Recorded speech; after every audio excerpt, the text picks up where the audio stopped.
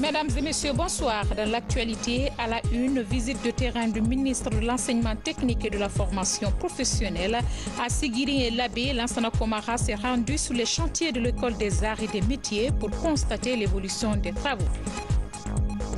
Santé, lancement d'un nouveau projet de lutte contre le paludisme. Il vise l'amélioration des services de lutte contre cette maladie dans les régions de Kankan et Nzérékoré. Le projet est soutenu par Plan International Guinée. Enfin, sport, football, préparatif du match Guinée-Centrafrique. La commission d'organisation met les bouchées doubles pour une meilleure prestation de l'équipe nationale. Une rencontre de concertation s'est tenue ce matin entre les acteurs concernés. C'était là le titre. Encore une fois, bienvenue à tous. Pour commencer, une terrain sur certains chantiers de la commune de Matam. Composée de professionnels du secteur de l'habitat, la mission a pour objectif de faire le suivi des constructions afin de prévenir d'éventuels risques d'effondrement. Un reportage de Mounir Bari rendu par Maud Sidibé. C'est une synergie d'action, architecte et ingénieur au ministère de la Ville et de l'Aménagement du territoire. L'équipe veut mettre fin aux constructions anarchiques dans la capitale, suivant le code de la construction et de l'habitation. Ce code précise qu'aucun chantier ne devrait être développé sans l'autorisation et le permis de construction délivré expressément par les autorités compétentes. En dépit de ce code, le constat reste amer. Les constructions hors normes sont courantes à Conakry et dans le reste du pays. Pour inverser cette tendance et mettre les populations en sécurité dans leur habitation, cette mission d'inspection est effectuée. Il s'agit d'assurer un contrôle de l'ensemble des immeubles construits ou en phase de construction sans l'expertise des spécialistes en la matière. Pour le moment, nous arrêtons tous les travaux de tous les chantiers. Après vérification, les chantiers qui doivent être libérés le seront le plus tôt que possible. Ceux qui ont des anomalies, les anomalies seront constatées et signifiées. Quand les anomalies seront corrigées, les chantiers seront libérés. Ceux qui mériteront d'être démolis le seront aussi sans état d'âme. Nous ne devons plus accepter ces constructions anarchiques pour éviter de retomber dans ce qui s'est passé à Kaloum. Plus jamais cela. Nous devons réellement qu'il y ait une forte sensibilisation. Nous demandons aux chefs de quartier, aux chefs de secteur de s'impliquer ardemment à travers l'autorité communale pour que les maîtres d'ouvrage soient de plus sensibilisés, qu'ils acceptent la collaboration avec les services techniques. Selon les maîtres d'œuvre, autrement dit les architectes, la violation du code foncier et domanial, notamment l'article 85 du code de la construction et de l'habitation, est la cause directe des effondrements d'immeubles que le pays enregistre chaque année. Des effondrements qui font assez de victimes dans la capitale. Le dernier cas en date est celui de l'immeuble R+7 de Korontine dans la commune de Kaloum. Pour toute construction réalisée ou toute opération d'investissement immobilier réalisé en Guinée, on doit souscrire à un permis de construire et que ce permis est établi par un architecte qui appartient à un ordre qui travaille en collaboration avec tous les services techniques. Il faut parler des géomètres experts, des ingénieurs de bâtiments, des ingénieurs de structure, des ingénieurs en électricité, des ingénieurs en plomberie. Donc tous ces corps techniques travaillent en collaboration avec l'architecte pour permettre aux investisseurs de souscrire à une autorisation de construire en République de Guinée. À Matam et dans les autres communes de la capitale, l'engagement des responsables à la base à collaborer avec les maîtres d'œuvre est sans faille. Désormais, ils entendent conjuguer les efforts pour que plus jamais d'effondrement d'immeubles ne soit enregistré en Guinée du fait de mauvaises constructions. À l'arrière-pays, poursuite de la tournée de travail du ministre de l'Enseignement technique et de la formation professionnelle. Lansana Komara s'est rendu sur les chantiers de construction de l'École des arts et métiers de Sigiri et Labé. Si le chantier de Sigiri connaît une nette avancée, par contre, celui de Labé enregistre encore de la lenteur dans les travaux. Plus de précision dans ce reportage de Moussa Komara.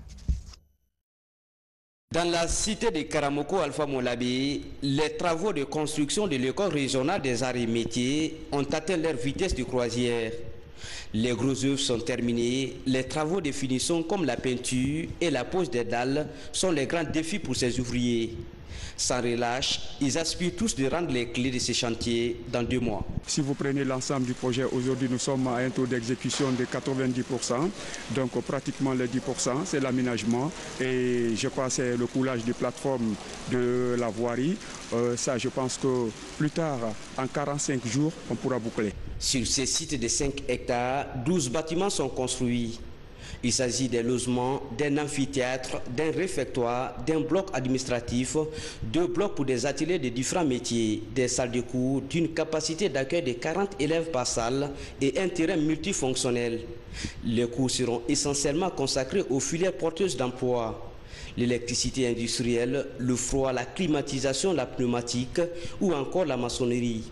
L'objectif étant de lutter contre l'inadéquation entre la formation et l'emploi. Nous sommes déjà prêts à équiper les ERAM. On ne peut pas venir équiper les ERAM si les clés ne sont pas rendues. Donc c'est pourquoi nous mettons la pression pour que nous puissions équiper les ERAM et faire face à d'autres programmes. L'artisanat est très développé, mais malheureusement c'est de l'artisanat traditionnel encore. Mais avec cette école, on va moderniser l'artisanat. Vous avez vu même les dalettes qu'on est en train de faire ici. Ça, c'est des dalettes. C'est la modernité que ça inspire. Donc les chaussures, les pagnes, mais tout ce qui relève de l'artisanat qu'on fait dans cette région et qui soit d'une inspiration traditionnelle va connaître la modernité. Si le chantier de l'abbaye accuse un léger retard dans son exécution, à Sigiri, les travaux sont quasiment achevés. L'entreprise promet de rendre les clés d'ici la fin du mois de novembre. Nous sommes sur les travaux de finition, quelques retouches sur les peintures, la pose des dalettes, des pavés autobloquants. Et puis quelques appareillages électriques. Vous avez les ampoules, vous avez les climatiseurs, des ventilateurs que nous sommes en train de faire les derniers réglages. Sinon au niveau de la voirie également, nous sommes en train de travailler. Actuellement, vous voyez, nous sommes en train de faire finir les circulations véhicules et les passages piétonniers. À part ça, c'est au niveau assainissement aussi, le drainage des eaux que nous sommes en train de cadrer petit à petit, les aménagements des espaces verts, la plantation des arbres et comment on appelle, le gazonnage. Dans cette localité, l'orpaillage domine les esprits. L'occasion pour le ministre de la Formation. Totalement faux. Non, ça n'existe pas. Je ne sais pas d'où ils viennent. Les soupçons sont partis de quoi alors? Je ne sais pas. Je ne sais pas, mais c'est totalement faux. Totalement faux. Le journal qui a donné l'information sur Africa Intelligence, quelque chose comme ça, dit que il y a une enquête qui a été faite par les services de M. Thieboro et que cette enquête se trouverait sur la table de M. le Président de la République. Vous êtes au courant de cela? Écoutez, j'ai vu un papier prétendant que l'information n'est même pas de la manière. On ne peut pas gérer l'argent public ou les dépôts à la Banque centrale de cette façon qu'on vous a décrit, c'est pas vrai. Il s'est passé nos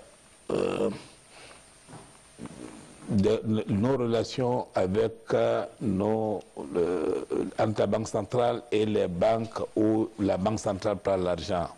À un moment donné, vous le savez bien, ce n'est pas la Guinée, c'est toute l'Afrique. Hein.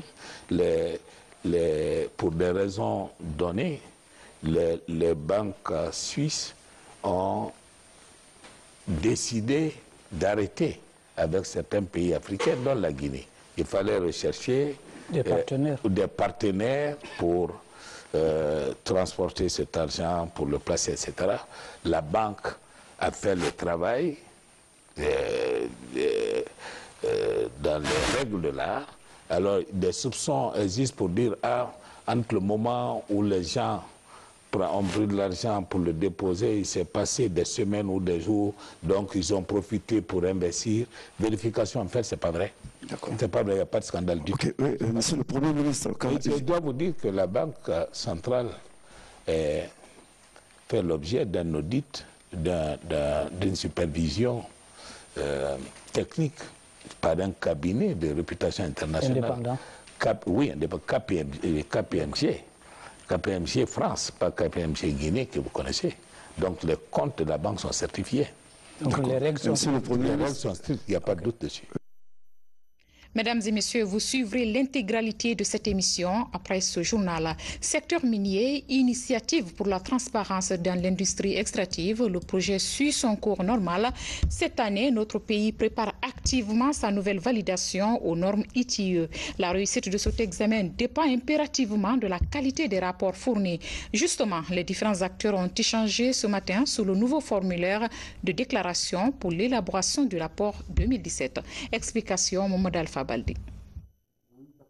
Après la présentation du rapport initial 2017, l'heure est à la découverte de la nouvelle procédure de remplissage des formulaires de déclaration devant aboutir à la production du rapport final. Le prochain document sera essentiellement basé sur les informations communiquées par les entreprises minières et celles des régies publiques.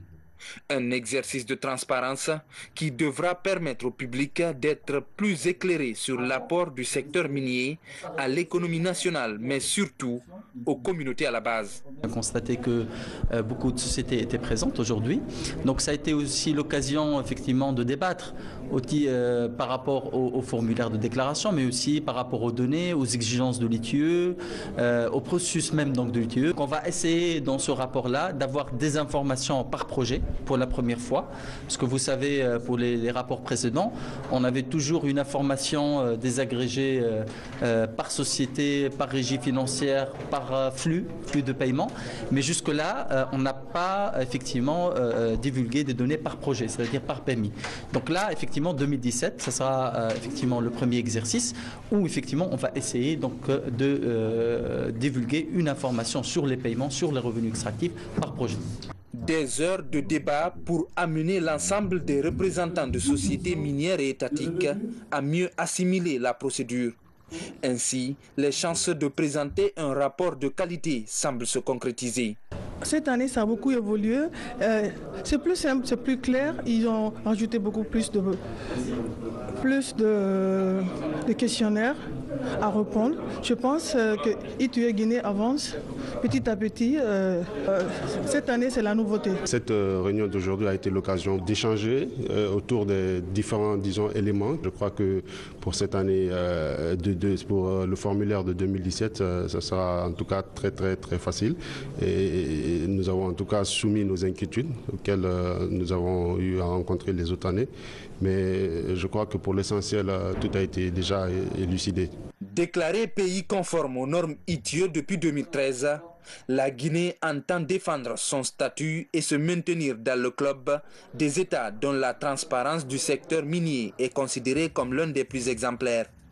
Dans quelques mois, le pays devra renouveler sa conformité aux normes ITIE pour le bien de l'industrie extractive guinéenne. Actualité sanitaire, c'est un projet de tous les espoirs dans la lutte contre le paludisme. Il s'agit du projet d'amélioration des services de lutte contre cette maladie dans les zones hyper-endémiques de est passé à 15% en 2017 avec le nouveau projet de lutte contre le paludisme dans les régions de Kankan et de Zérékoré exécuté par Plan International Guinée. De meilleurs résultats devraient être obtenus.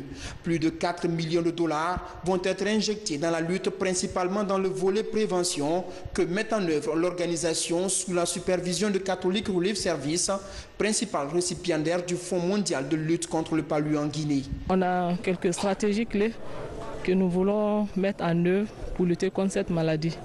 La première, c'est vraiment d'abord commencer par l'organisation de la campagne de distribution de masse et de routine des moustiquaires imprégnés d'insecticides de longue durée d'action que nous appelons les MILDA. Et deuxièmement aussi, nous avons beaucoup d'activités de communication pour faire la promotion de l'utilisation de ces Milda. Et également, on a une nouvelle stratégie que nous allons mettre en œuvre avec le programme national de lutte contre le paludisme, le PNLP, à savoir la stratégie ELEP, c'est-à-dire écoliers et enseignants contre le paludisme. Nous élaborons souvent aussi des plans d'action dont la mise en œuvre peut souffrir souvent d'un manque de ressources. À travers ce projet, nous avons des ressources additionnelles dorénavant qui nous permettront d'assurer une mise en œuvre de façon plus efficace de nos différentes activités planifiées dans nos plans d'action opérationnels annuels. Le projet d'amélioration des services de lutte contre le paludisme dans les zones hyper et holo-endémiques de Guinée va s'étendre sur la période 2018-2020, 2 ans de mobilisation, de sensibilisation et de distribution de moustiquaires avec la contribution des religieux et de plus de 1500 agents communautaires dont les représentants s'imprègnent des enjeux du projet et des attentes. J'espère que cette fois-ci, avec l'appui des autorités, on va pouvoir faire une grande différence en termes de l'impact du fléau dans le pays et dans ces coins très reculés du pays. Et nous comptons beaucoup sur les partenaires de mise en œuvre à pouvoir mobiliser tous ceux qui sont concernés, principalement les femmes, les enfants, particulièrement les filles. Une nouvelle aventure pour Plan International Guinée, actif depuis 1989. Cette fois, le défi est immense, assure-t-on, avec un objectif d'assurer la protection d'au moins 90% de la population des régions de Kankan et de Zérékoré, avec des mesures de prévention contre le paludisme.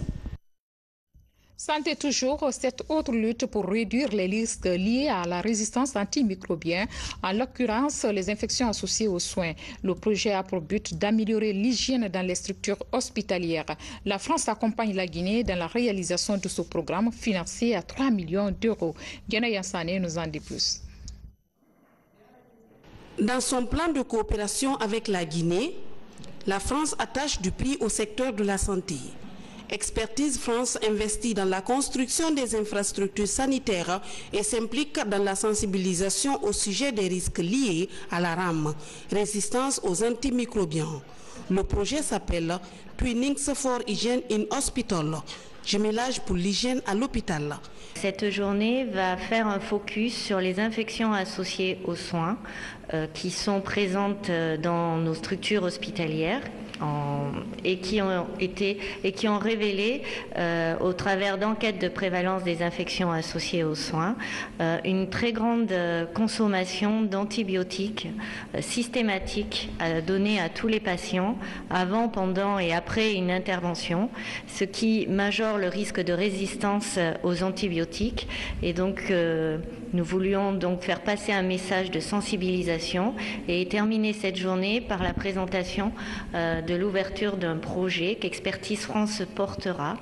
La France a décidé, en particulier depuis l'épidémie de maladie à virus Ebola, d'accompagner les efforts des autorités guinéennes en vue d'améliorer les capacités du système de santé guinéen. Il y a différents programmes qui ont été financés par la France dans le cadre de cet accompagnement, parmi lesquels figure ce programme qui s'appelle Twin2H et qui a pour but d'améliorer l'hygiène hospitalière dans les établissements de santé en Guinée. Cette journée de sensibilisation vise à interpeller les acteurs du système sanitaire sur le respect des principes de la résistance aux antimicrobiens. La rencontre devrait permettre aux participants de comprendre les mécanismes et facteurs concentrés dans la résistance antimicrobienne. On est venu ici pour sensibiliser les décideurs au niveau décentralisé pour qu'ils en prennent acte afin d'essayer de relater ce qu'ils vont apprendre ici pendant cet atelier aux différents travailleurs qui sont dans leur structure pour qu'ils prennent à bras le corps ce que nous savons de l'hygiène hospitalière et sanitaire en général. Au cours de cette journée, les différentes approches de prévention et de lutte contre la rame ainsi que la politique de bon usage des antibiotiques ont été largement expliquées. Financée par le ministère des Affaires étrangères et du Développement international, l'opération a coûté environ 3 millions d'euros. Par ailleurs, fin à Kindia de la concertation des professionnels de la communication autour de la stratégie nationale de communication en santé humaine et animale. Les réflexions ont permis de produire un document qui doit prendre en compte les dimensions de la santé humaine, animale et environnementale. Compte rendu ça à Marathon. La nouvelle approche de la santé des pays de la sous-région ouest africaine après le passage de la maladie à virus Ebola repose essentiellement sur les dimensions humaines, animales et environnementales. Pour réussir cette expérience en Guinée, la stratégie de la communication est privilégiée. Ces responsables de la communication des ministères de la Santé, de l'élevage et de l'environnement ont amendé durant 4 jours le nouveau document de stratégie nationale en santé. Le cadre de cette plateforme-là. Ceci dit que nous sommes en train d'une manière ou d'une autre d'affûter nos armes pour toute éventualité.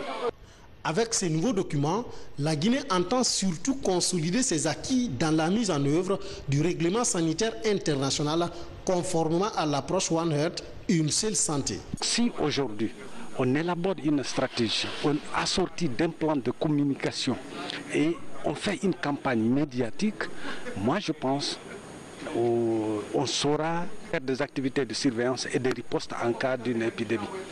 Les départements et institutions concernés par l'approche Une seule santé valideront la nouvelle stratégie de communication qui devra prendre compte des spécificités de chacun pour une santé optimale. Et puis, l'Institution nationale indépendante des droits humains informe l'opinion publique que la session ordinaire de l'Assemblée plénière de l'Institution nationale indépendante des droits humains se tiendra du 7 au 27 septembre 2018, conformément à l'article 20 de la loi organique L008-CNT 2011 portant organisation et fonctionnement de l'INDH. L'ouverture officielle de la session aura lieu vendredi 7 septembre 2018 à 10h au Palais du Peuple, salle des actes. Média, 3 ans après sa mise en place, le bureau syndical de la presse privée présente le bilan de ses activités. Parmi ses priorités figure en bonne place l'élaboration et l'adoption d'une convention collective des journalistes de la presse privée. C'est pour préparer le congrès électif du nouveau bureau. Lancé Kamisoko, Mohamed Salehouba. Après 3 ans d'activité de la première équipe syndicale de la presse privée en Guinée, l'heure est à l'évaluation des programmes. Parmi les priorités, l'élaboration et l'adoption d'une convention collective. Un document qui devrait résoudre tous les maux dont souffrent les journalistes dans l'exercice de leur métier. Aujourd'hui, l'équipe dirigeante se réjouit des avancées enregistrées. C'est un syndicat qui est reconnu par les associations des patrons de presse et c'est pourquoi nous sommes actuellement en discussion avec eux concernant la mise en place d'une convention collective. Nous sommes déjà à 80% de ces échanges entre nous et les associations de patrons de presse. C'est pour vous dire que très bientôt, la convention collective sera une réalité dans notre pays. Au-delà des mérites, des défis restent à relever. Pour ce faire, le bureau syndical de la presse privée invite les journalistes à adhérer au syndicat professionnel. Ce qui facilitera sans doute l'atteinte de la mission commune, celle d'une presse libre et responsable. On ne comprend pas que du fait que certains journalistes ont jusqu'à présent peur de se faire syndiquer. Pourtant, vous ne devez plus avoir peur de se faire syndiquer dans la mesure où toutes les associations de presse, tous les patrons de presse qui sont au sein des associations aujourd'hui se retrouvent au sein de cette commission technique pour élaborer enfin la convention collective, encore une fois, qui sera très bientôt une réalité dans notre pays. Le 17 septembre prochain se tiendra à la Maison de la Presse le congrès électif du nouveau bureau. Il s'agit des fournitures solaires destinées aux élèves des localités touchées par le manque d'électricité. Christophe Conté, Aboubakar Junior Camara. Offrir 5000 sacs solaires à des élèves du monde rural du pays. C'est le défi que compte relever le Conseil national des associations des jeunes de France. Dans cette mission, l'Association des jeunes guinéens de France bénéficie de l'appui de partenaires comme la BCGI, le Palm Camayen et Air France. Cette rencontre marque le début de la campagne de mobilisation des fonds pour l'achat des sacs solaires en question. Le montant recherché est estimé à 80 000 €. On a estimé qu'en portant un projet comme Solar Sac, ça peut permettre d'améliorer le résultat des élèves se situant dans le milieu rural. Ce que va faire la BCGI, c'est donc les aider financièrement. C'est une première action. Nous allons être personnellement contributeurs pour cette action. Et puis nous allons également être prescripteurs. Nous allons être prescripteurs, et c'est ce que nous avons commencé à faire avec quelques partenaires autour de nous, notamment la Guy Presse et Air France. Et donc nous avons pour vocation de ramener un maximum de prestataires, de contributeurs. En 2005, selon une enquête de l'UNESCO, un élève sur 5 ne terminait pas le cycle primaire. En cause, le manque de fournitures scolaires, un chiffre qui serait 2 fois plus élevé dans les milieux ruraux. La distribution des sacs scolaires va permettre de lutter contre l'abandon scolaire et améliorer le taux de réussite des enfants en milieu rural. Nous soutenons ce projet et nous comptons les accompagner partout où ils vont se présenter parce que ça apporte un plus à notre système éducatif. Surtout, les premiers dons ont été beaucoup appréciés à l'intérieur du pays. Créé il y a 10 ans, le Conseil national des associations des jeunes Guinéens de France œuvre à l'accompagnement du système éducatif guinéen. Le projet Sac Solaire vient donc appuyer les efforts des autorités publiques dans la qualification de l'école guinéenne. Sport football, dans le cadre des éliminatoires de la CAN 2019, le SLI national s'apprête à recevoir la République centrafricaine. Sur le terrain, la commission d'organisation affûte ses armes pour une meilleure prestation de notre 11 national. Les acteurs concernés ont fait ce matin le point sur les préparatifs. Kaba Fodé.